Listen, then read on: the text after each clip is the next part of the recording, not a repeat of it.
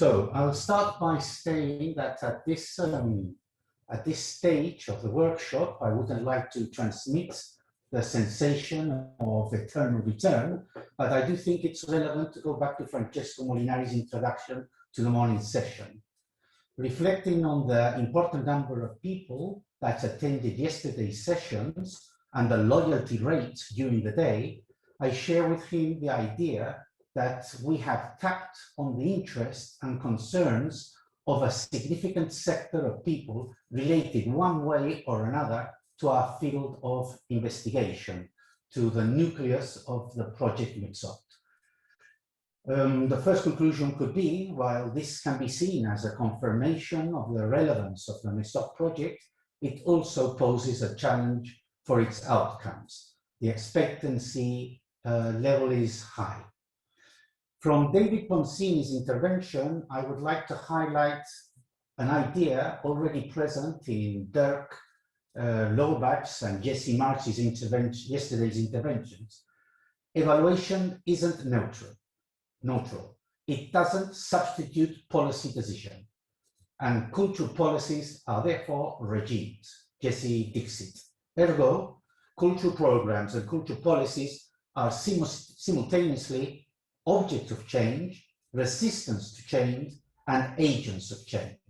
This poses a level of complexity that we have to bear in mind. Gracia Concilio's first intervention of a lot of interventions during the day, while reminding us on the long-term goals of MESOC, that I don't think, I think that I'm grateful for the reminder. When you go through nearly 15 hours of a meeting, to not forget what is your long-term objective is interesting. As I say, while reminding us on the long-term goals of MESOC, she advanced some of the initial inputs collected at this stage of the project from city pilots on expected impacts and the mechanisms allowing their generation. At this early stage, evidence has already been gathered on the link between cultural initiative, impact via services, for example, and sustainable and permanent change. In her own words, we are, in my opinion, and this is my opinion as well, I share it, this is a key element of the theoretical and practical reflections that we are engaged with.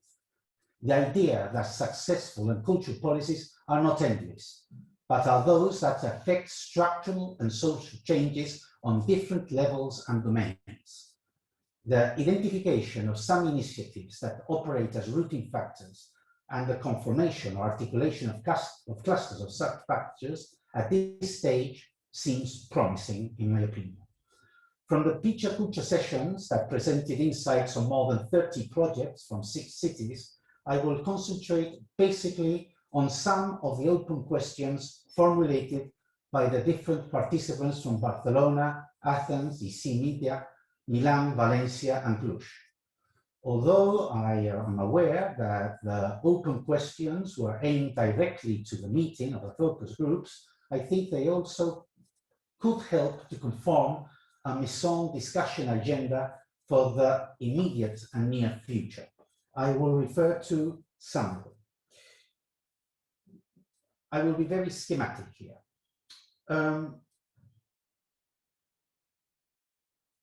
I think it would be one of the questions is how do we overcome language barriers to create transnational synergies and networks that allow us to transfer experiences and knowledge.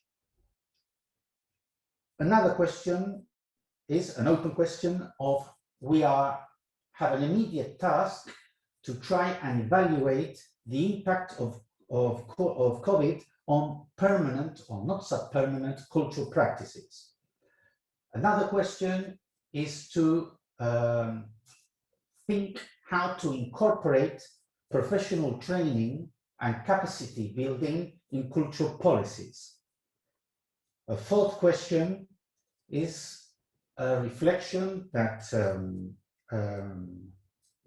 Matteo De Fabro posed on the possible role of cultural spaces in the healing, in a general sense, in a post-pandemic scenario. A fifth question of interest, and this is on the axis of health and well-being, is how can we develop a precise language, definition, and conceptualization of well-being that will make it more operative.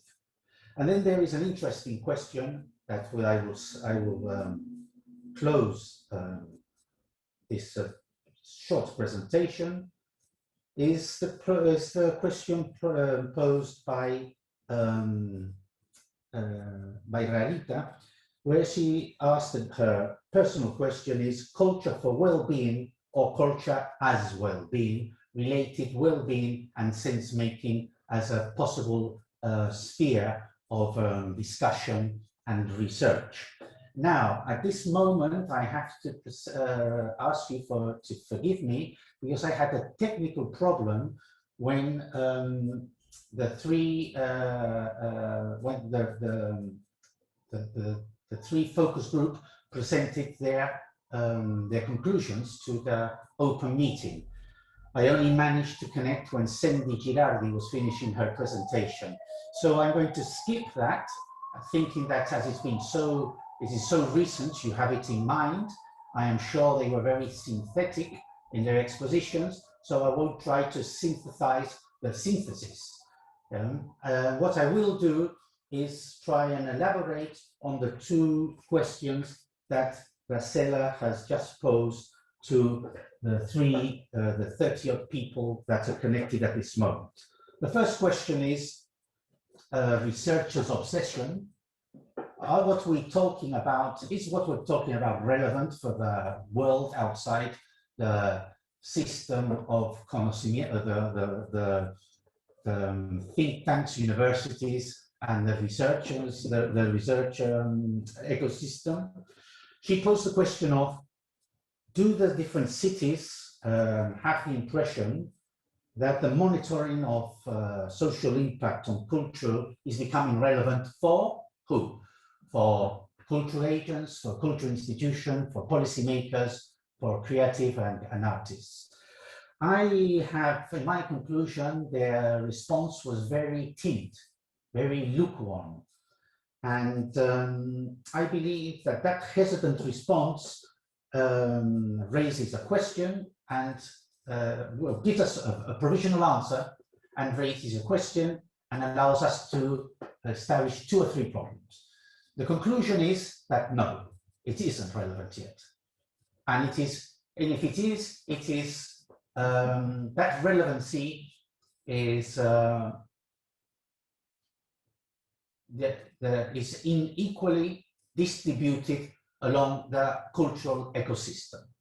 So the question will be how, and this maybe is a MESOC problem, how do we make the monitoring or the evaluation of social impact relevant and as an operational source for cultural planning and policies? That is a question that I think we will have to take from this initial meeting without dramatism, but this has to do a lot with the chronicle problem and transferring knowledge from universities, researchers to political planners and to real life and people's life.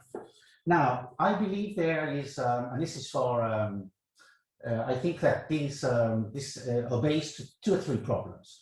From the perspective of the political agenda, there are hesitance and infravaloration of monitoring and accountability in the cultural sphere.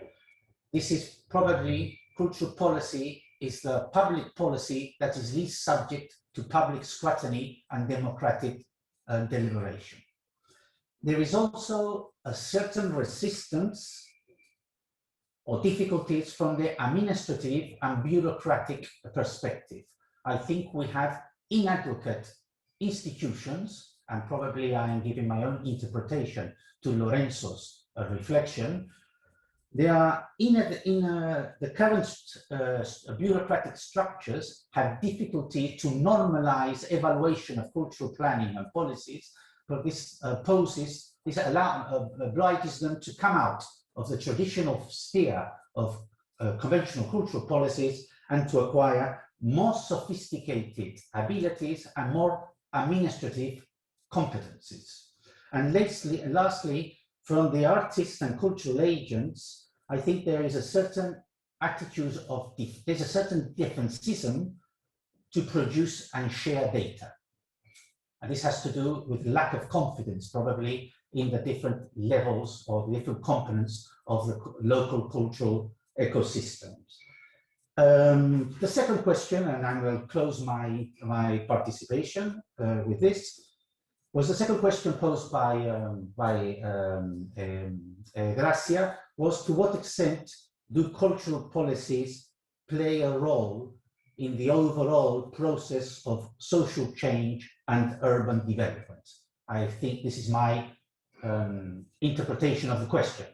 I believe that this question poses the traditional but not resolved discussion on the fragmented or integral approach to cultural planning and cultural policy.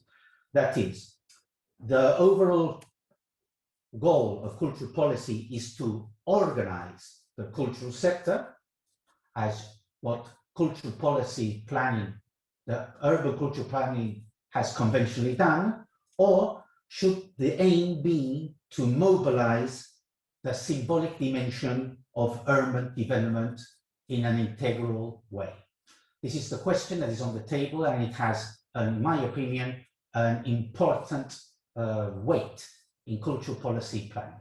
And that is what I have to say and able to say at this moment.